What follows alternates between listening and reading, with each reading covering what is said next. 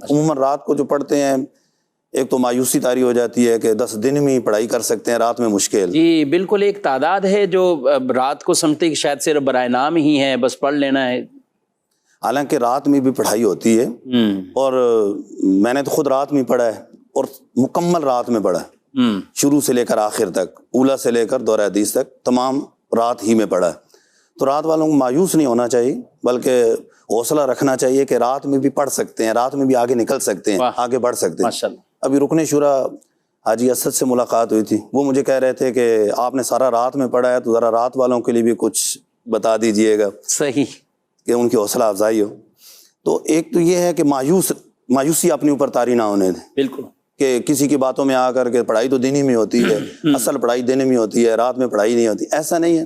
پڑھنے والے رات کو بھی پڑھتے ہیں۔ میرے ساتھ جو ساتھ پڑھنے والے تھے اس میں ابھی بھی ایک تعداد ہے باب المدینہ کراچی کے اندر کہ وہ مدرسین ہیں، اس کے علاوہ علمیہ میں کچھ اسلامی بھائی ہیں، تدریس کر رہے ہیں دارالفتہ میں، تو رات کو پڑھنے والے۔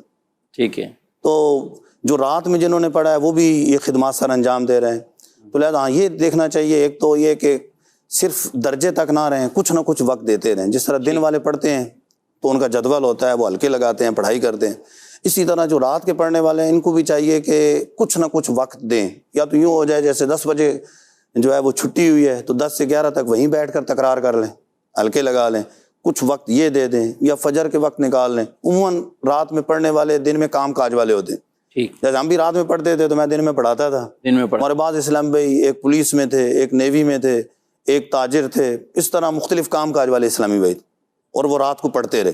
صحیح۔ اب اس کا یہ ہے کہ کچھ نہ کچھ وقت تو نکالنا پڑے گا، بالکل، جس طرح دن والے پڑھتے ہیں درجے کے علاوہ بھی، تو یہ بھی صرف درجے کی پڑھائی پر اکتفا نہ کرے، کچھ نہ کچھ وقت دیں، چاہے پڑھائی کے بعد 10 سے 11 بجے تک وقت دے لیں، اور چاہے تو فجر کے بعد وقت دے دیں۔ دن میں کوئی اگر اپنی ڈیوٹی ہے شرعی طور پہ جائز ہو، درست ہو، کسی کی نوکری نہ کرتے ہوں، بلا اجازت ایسا نہ کریں، دن میں کچھ وقت نکال لیں۔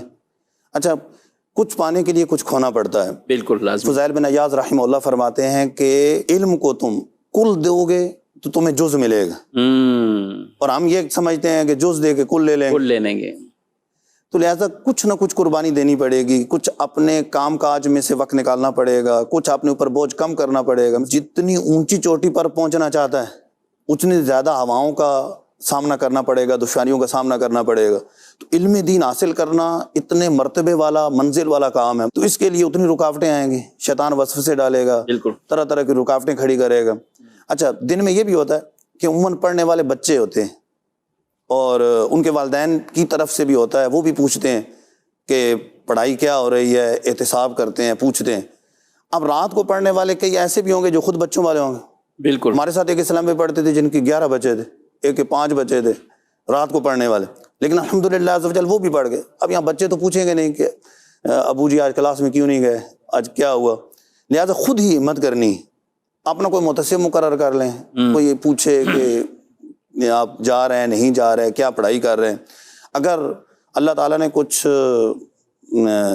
مال و دولت دیا ہے تو اس کے لیے کوئی ٹیوشن کا انتظام کر لیں، کوئی آپ کی دکان پہ آ کے آپ کو کچھ پڑھا دے یا کچھ آپ کو وقت دے دے، اس کے ساتھ تکرار کر لیں، کوئی ایسا اسلامی بھائی ہو، تو اس سے انشاءاللہ عز و جل استقامت ملے گی۔ دعا بھی کرتے ہیں استقامت کی۔ یعنی رات میں پڑھنے والے بھی ایسے نہیں ہے کہ یہ کوئی بالکل جو ہے وہ پارٹ ٹائم میں پڑھا اور پڑھا نہ پڑھا، یا جتنا وقت بھی دیا بس ایسے کہ وقت پاس کیا، ایسا۔ جلال الدین امجدی صاحب رحمۃ اللہ تعالی علیہ، صاحب فتاوی فیض الرسول، جی ان کے بارے میں اگر آپ کچھ ارشاد۔ جی، انہوں نے بھی رئیس التحریر علامہ ارشد القادری صاحب رحمۃ اللہ تعالی علیہ سے پڑھا ہے، اور رات ہی میں پڑھا ہے، رات میں، اور دن میں کام کاج کرتے تھے، درس نظامی پورا، درس نظامی رات کو پڑھے، تو ان سے علم دین حاصل کیے، اور رات کو پڑھا ہے انہوں نے۔ تو اب رات کو پڑھنے والے اپنے وقت کے فقیہ ملت بن گئے، اور ان کے فتاوی ہیں، ان کا ایک نام ہے، تو اس کا مطلب ہے کہ رات کے پڑھنے والے بھی پڑھ سکتے ہیں۔ ہاں، ایک اور صرف پڑھ نہیں سکتے، میں تو کہوں گا مفتی صاحب رات کے پڑھنے والوں نے دن میں لوگوں کو پڑھا دیا ہے۔ آپ نے ماشاءاللہ کتنے سال سے، یعنی آپ نے پڑھا رات میں لیکن پڑھایا 23 سال دن میں ہی ہے۔ جی الحمدللہ، تدریس کا جو آپ کا کم و بیش یہ عرصہ بن رہا ہے وہ پڑھایا اپنے دن میں ہی ہے، اور آپ کے ہی آگے اتنے فارغ التحصیل ہیں، سینکڑوں کے حساب سے ہیں، اور غالباً آپ جب سے لاہور شفٹ ہوئے پھر دورہ حدیث وہیں سے شروع کیا تھا یا یہاں بھی؟ کم و بیش 14 سال 13-14 سال ہو گئے لاہور میں آئے ہوئے، اور 14 سال سے دورہ حدیث پڑھا رہا ہوں.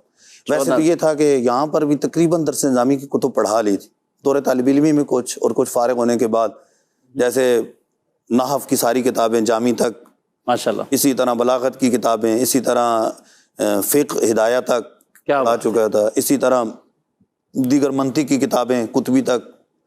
تو تقریباً زمانہ طالب علمی میں یا فارغ ہونے کے پہلے سال تک درس نظامی کی جتنی سابعہ تک کتابیں موقوف علیہ تک ان کی تدریس کر چکا. ماشاءاللہ ماشاءاللہ. اچھا، اس میں یہ بھی ہے کہ رات کے پڑھنے والے بھی اس کو ثانوی حیثیت نہ دیں پڑھائی کو.